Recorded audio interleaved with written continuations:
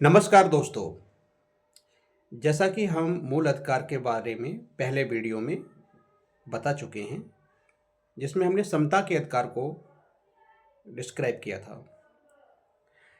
मूल अधिकार के बारे में थोड़ा सा हम फिर से थोड़ा बैकग्राउंड में जाते हैं कि मूल अधिकार अमेरिका से लिए गए थे और मूल अधिकार ऐसे अधिकार होते हैं जिनके लिए हम डायरेक्ट सुप्रीम कोर्ट में जा सकते हैं। और ये पहले संख्या में 7 थे, अब ये 6 हैं। मूल अधिकारों की जानकारी हर व्यक्ति के लिए होनी चाहिए। तो एक अधिकार मैं पहले ही बता चुका हूँ। आज हम स्वतंत्रता के अधिकार के बारे में बात करेंगे, जो अनुच्छेद 19 से लेकर 22 तक है। तो स्वतंत्रता का अधिकार अनुच्छेद 19 से 22 तक है। अनुच्छेद 19 के तहत 6 प्रकार की स्वतंत्रता है। 19A में कहा गया है वाक्य एवं अभिव्यक्ति की स्वतंत्रता, और प्रेस की स्वतंत्रता जो है वो भी इसी में आती है, 19A के तहत आती है।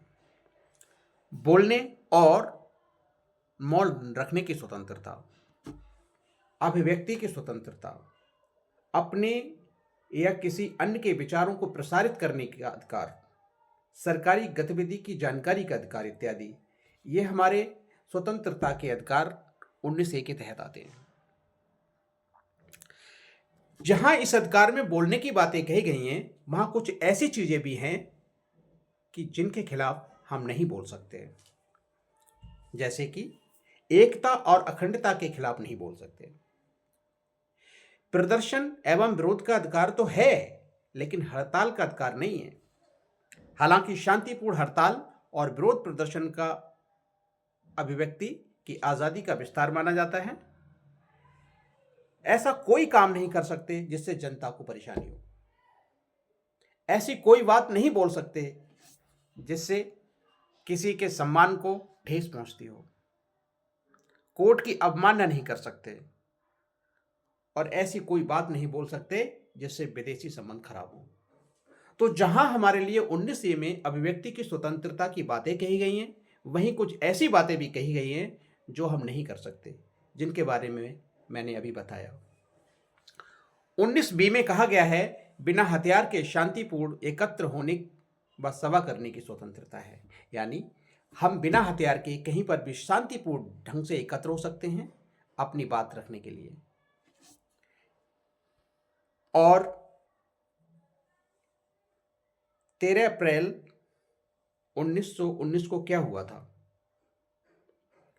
जलियांवाला बाग में कुछ लोग शांतिपूर्ण ढंग से अपनी बात कहने के लिए और बैसाखी का मेला मनाने के लिए इकट्ठे हुए थे, जहां की जनरल डायर ने अंधाधुंध गोलियों की बौछार की और उनके लिए खून खराबा कर दिया। तो बिना हथियार के शांतिपूर्ण एकत्र होने व सभा करने की स्वतंत्रता का इसमें वर्णन किया गया है। वो जो उस समय किया गया था जलियांवाला बाग में, वो बिल्कुल गलत था। हालांकि उस समय संविधान नहीं बना था, लेकिन अब ये संविधान में स्पष्ट रूप से लिख दिया गया है कि बिना हथियार के शांतिपूर्ण एकत्र होने व सभा करने की स्वतंत्रता है। 19C में कहा गया है संघ बनाने की स्वतंत्रता। हम संघ बना सकते हैं, अपनी एसोसिएशन बना सकते हैं, और उसके माध्यम से हम जनहित में कार्य कर सकते हैं। 19D में कहा गया है देश में कहीं भी संचरण यानी आवागमन की स्वतंत्रता है। हम देश में कहीं भी आ जा सकते हैं, यह हमारा मूल अधिकार है।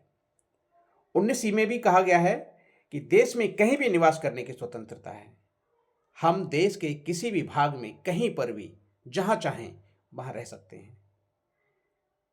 370 धारा जब थी तो उससे पहले कश्मीर में यह अधिकार नहीं था, लेकिन अब ये कश्मीर में हमारे लिए अधिकार प्राप्त हो गया है। 19F में पहले जो अधिकार था उसको हटा दिया गया है, अब वो नहीं है। 19G में कहा गया है जीविका चलाने के लिए कोई भी व्यापार करने की स्वतंत्रता है। अब हम स्वतंत्रता के अधिकार के अनुच्छेद 20 के बारे में बात करेंगे कि अपराध के लिए दो स्थिति के संबंध में संरक्षण। एक अपराध के लिए एक ही बार सजा मिलेगी। ऐसा नहीं है कोई अपराध किया और उसके लिए सजा मिल गई, उसके बाद में दोबारा से कुछ कोई कहे कि इसने तो ऐसा किया था, इसने बहुत बड़ा अपराध किया था, इसलिए इसके लिए सजा मिलनी चाहिए। तो जब सजा मिल गई तो दोबारा सजा नहीं मिलेगी। नंबर 2, इसी में अपराध के समय वाले कानून के अनुसार सजा मिलेगी। यानी जब अपराध किया था, अगर उस समय 2 साल की सजा का प्रावधान था, लेकिन अब संशोधन होकर के सजा 5 साल कर दी गई है, तो ट्रायल तो चलेगा, लेकिन ट्रायल चलने के बाद जब सजा मिलेगी तो ये देखा जाएगा क्या ये कानून उस समय लागू था। अगर नहीं था तो उस समय जो भी प्रावधान था उसी के हिसाब से सजा मिलेगी। अभी भले ही इस अपराध के लिए 5 साल की सजा कर दी गई है, लेकिन सजा नहीं मिलेगी 5 साल की, सजा उसी हिसाब से मिलेगी जो पहले निर्धारित थी। स्वयं के विरुद्ध गवाही देने के लिए बाध्य नहीं किया जा सकता। यानी अगर कोई कहे कि अपने खिलाफ, जैसे कि पुलिस ने पकड़ लिया, अब पुलिस जबरदस्ती किसी मैटर में कहलवा रही है कि हाँ ये आप बोलो, ये आपने करा था, आपने बोल दिया, लेकिन इसके लिए बाध्य नहीं किया जा सकता। जब कोर्ट में ट्रायल चलेगा तो वो बात जो वहां कही गई थी उसकी कोई वैल्यू नहीं होगी। अनुच्छेद 21, प्राण और दैहिक स्वतंत्रता। न्यायालय ने प्राण की स्वतंत्रता की व्याख्या करते हुए कहा है कि इसके विस्तार का मतलब यह है कि एक व्यक्ति की प्राण की स्वतंत्रता में अधिकारों के कई प्रकार हैं। इनमें प्राण के अधिकार को शारीरिक बंधनों में नहीं बांधा गया है, बल्कि इसमें मानवीय सम्मान और इससे जुड़े अन्य पहलुओं को भी रखा गया है, जैसे स्वच्छ पर्यावरण, प्रदूषण रहित जल एवं वायु में जीने का अधिकार एवं हानिकारक उद्योगों के विरुद्ध सुरक्षा, निजता का अधिकार,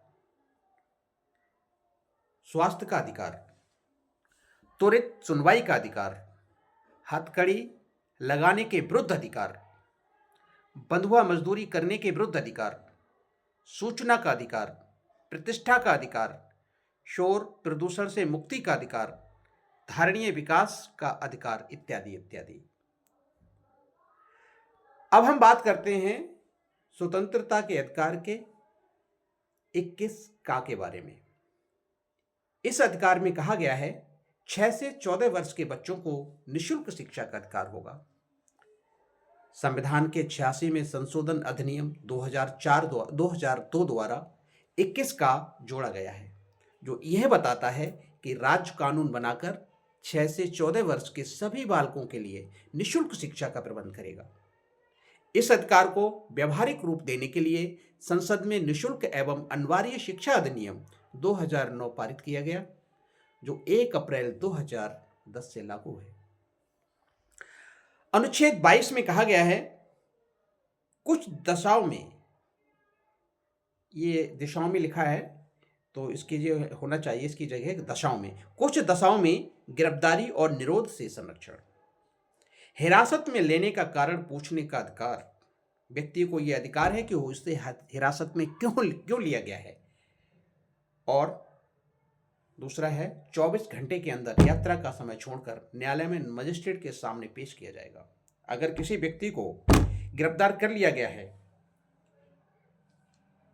तो उसके लिए 24 घंटे के अंदर, और अगर कहीं से यात्रा करके आया गया है, कहीं दूर पकड़ा गया है, तो उस व्यक्ति के लिए उतना यात्रा का समय छोड़ दिया जाएगा। बाकी 24 घंटे के अंदर अंदर न्यायालय में मजिस्ट्रेट के सामने पेश करना अनिवार्य होगा।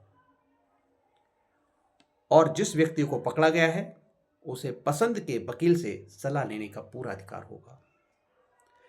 तो आज हमने ये स्वतंत्रता के अधिकार के बारे में बात की। इसमें जो अनुच्छेद 22 है ये बहुत विस्तारित है, इसके बारे में बहुत ही विस्तृत जानकारी और देने की जरूरत है। तो अनुच्छेद 22 से संबंधित मैं एक और वीडियो बनाऊंगा। उस वीडियो में मैं इस अनुच्छेद 22 के बारे में पूरी जानकारी विस्तारित रूप से दूंगा।